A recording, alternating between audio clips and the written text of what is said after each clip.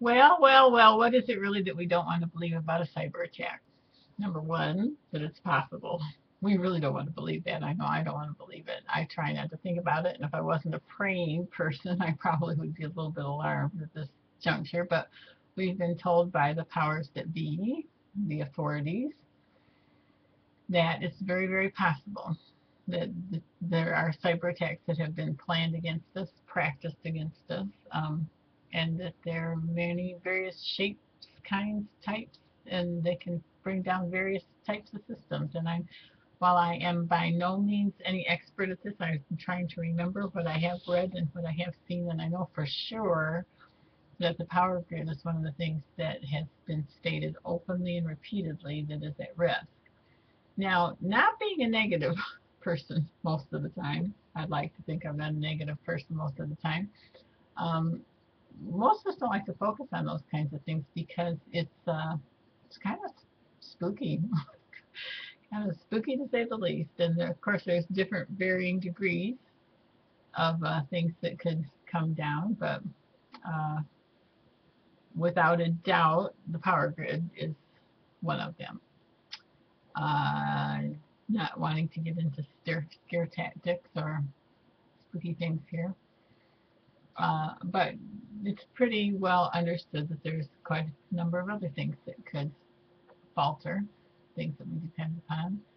But the power grid pretty well covers a lot of it. Now, of course, an EMP attack, which I'm thinking is electromagnetic pulse attack, which I didn't know existed until a few years ago, is a horse of a different color because it's the power failure you never wake up from. While I understand they're quite survivable if I'm not mistaken. Um, it kind of leaves everything in a snarled mess because the things that use electricity, most of them would be useless when electricity does come back on. That's not a pleasant thought because it basically puts you back to manual labor, and God forbid we should ever see that day. It should become as quite a shock to most of us. Um, and it does help you, I think, plan for different eventualities. But the one thing that I think that I would do if I was the mother of young children, or it depends on how old the child was, but I think that I would have a talk with my kids. But I would be very careful about how I did that. I would be very prayerful about how I did that. And I would try to educate them in a way that would make it so that should those things happen, they would not be alarmed. Now, when I was a young mother of a younger person, I made sure that my younger person understood that the day could come that there could be bad guys that would cause problems for us. And so when that day did come, several 11 years ago, um, it was a very easy conversation to have. I said, remember when I told you this, and this might happen? And okay, it's happened. This is what happened. This, and this happened.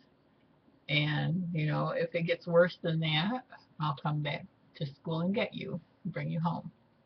And that was all that was needed because we'd already had the previous discussion. Now, personally, and I'm not the parent of your child, obviously, but personally, I think it would take a lot of fear out of our children's lives, especially if they hear this later from somebody else, if we talk about it in a very confident, non fearful manner. And you could almost make it a game, like if you wanted to, and just talk to them about, there are people who would like to scramble up all of our computer language that where the computers talk to each other and so forth. And if that did happen, and if these people were, able to scramble up our computer systems, these are the things that could happen. So, as a family, this is what we have planned to be able to continue to meet our needs, in those circumstances.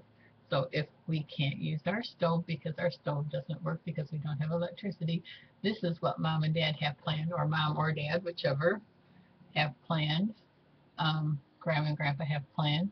You can maybe the kids could come up with the, what do you think we would do if we couldn't cook with our regular stove? Oh, we could cook with our gas grill.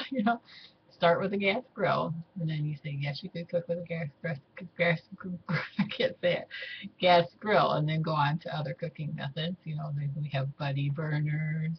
We have, can make improvised stove out of several other different kinds of things, charcoal, and just go over, talk about if you have propane tanks, talk about the propane tanks, how many you have, how long they would last. I believe in having multiple sources of cooking fuel, multiple sources of lots of different things, because as you begin to use them, you're going to see that some of them have advantages over other ones, and I think it really pays to have have all your bases covered. So the kids can be educated in such a way as to not cause fear and alarm. And so you just need to take it, I believe you just need to take it from that standpoint, not go into any crazy details that kids don't need to know. Don't talk about your neighbors having to have guns to shoot your neighbors, because there's not enough charcoal for everybody, or not enough toilet paper for everybody, or whatever. I wouldn't go into that personally. So what are the things that we don't like to think about? Number one, that it could happen. We're 6 minutes into this. I don't want to go too much longer, but number two, the kinds of things that we could lose in the process. Well, pretty much a whole bunch of everything. Of course, you could have civil unrest that could arise from almost any circumstance. But I would say, electrical power would be one. The financial banking system could go down. Your ATM's only got so much money in it as well. Cash supply could dwindle. There definitely could be a big problem with not accepting ATM cards, so you would probably want to have cash on hand. You might want to have coin on hand. In addition to in addition to dollar bills and $5 bills and $10 bills and $20 bills and $50 bills, you might want to have cash on coin on hand.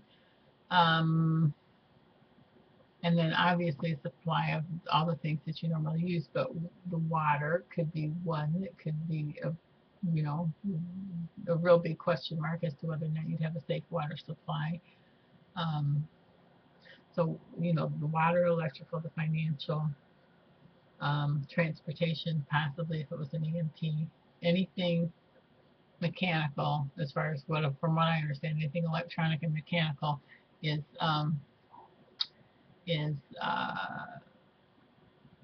the word vulnerable to an EMP attack. Electromagnetic pulse. I'm told that they can have quite a radius of an effect. So if it was smack dab in the middle of the country, you could have 400 to 600 miles in all directions. Which, if you think you're standing in the middle of the country, which is right about where Kansas and Missouri meet, more or less, and you're going to go out 600 miles east, 600 miles west, 600 miles north, 600 miles south, that's a good piece of the country. And so at least a large part of the country can be affected by that. Let's see, what else? Oh, we don't even want to go into the military aspects, do we? Because I don't know much about it anyway, but it's been proven that could be breached. So, on that lovely, cheerful note, we all kind of know, we all kind of know what the score is. It's just, how does that translate into your day-to-day life, into trying to keep things as normal as possible? And I'm not there. I proved that when we had a power failure not long ago. I was like scrambling around to find all kinds of things I thought we had. Did okay, but I don't like to just go to bed and not mind what's going on. I didn't feel comfortable that night going to bed. I stayed up, left the front door wide open until 3 o'clock in the morning that night, trying to get some air in here because the air conditioning quit. And then it was pretty late by the time I really fell asleep. Really felt comfortable going to sleep. It's dark, pitch black in the neighborhood when, excuse me, when everybody doesn't have power. And I think the first thing that I would really want is for all of my neighbors to have safe lighting, like a 100+ hour paraffin candle or a rechargeable flashlight or whatever to light up the interior of their home so it looks like the neighborhood is not dark. That's the first thing I would like to do, but I haven't talked to my neighbors about that yet. So anyway, enough for now. 10 minutes and 43 seconds. God bless your efforts to prepare.